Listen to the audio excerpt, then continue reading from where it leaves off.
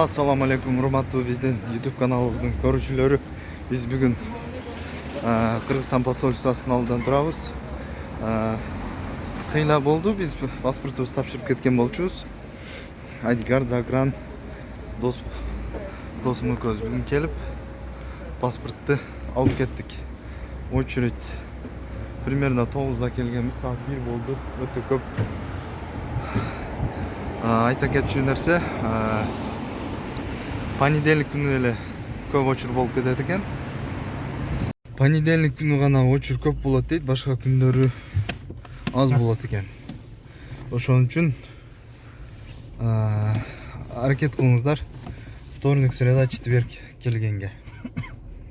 Анан дагы жазып сиздерге берген кагаздарын ар кандай бере берет экен. Бизге 25 сентябрга жазылган болчу. Биз 25 сентябрь күнү келгенде посольство жабык болду. Ушундай достор. Всем пока, до встречи. Урматтуу көрүүчүлөр, дагы бир жолу айта кетейин.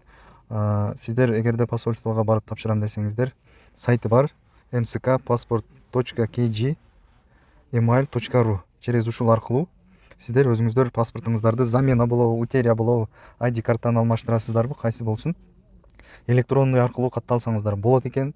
Электронный аркылуу тапшырып, чакырылган саатыңызда гана барып, очередте турбай, үшүбөстөн, прямой кирип, как положено тапшырып чыксаңыздар болот. Сиздерге кагазды берет, справканы алып, чакырылган күнү барсаңыздар болот. Чакырылган күнү дагы айта кетейин, воскресенье күнгө, суббота күнгө дагы чакырып коюша берет экен. Биз 25 субботага туура келип барсак жабык болду.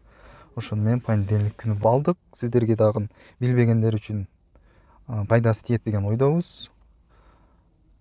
Описанияга калтырабыз ссылкаларыны. Мен өзүм негизи ID картты утеря кылып тапшырдым. Утеря боюнча дагы билбегендер болсо айтып коеюн. Биринчи эле очередде сиздер отделениядан справка алышыңыздар керек экен. Кайсыл жерде жоготтуңуздар, жоготтум деп заявленияны жазып, бир канча убакыт болду деп, же болбосо жоготкон убактыңыздарды айтып, справканы алып отделениядан, ЗАГСыңыздар болсо ЗАГС, анан свидетельство о рождении кылып, или загранпаспортуңуздар деле болсо барып, обязательно бирок свидетельство о рождении керек болот экен ID карта үчүн. Ошентип барып биз тапшырып алдык. Билбегендер үчүн пайдалуу деп ойлойбуз. Всем пока, всем добра, до встречи.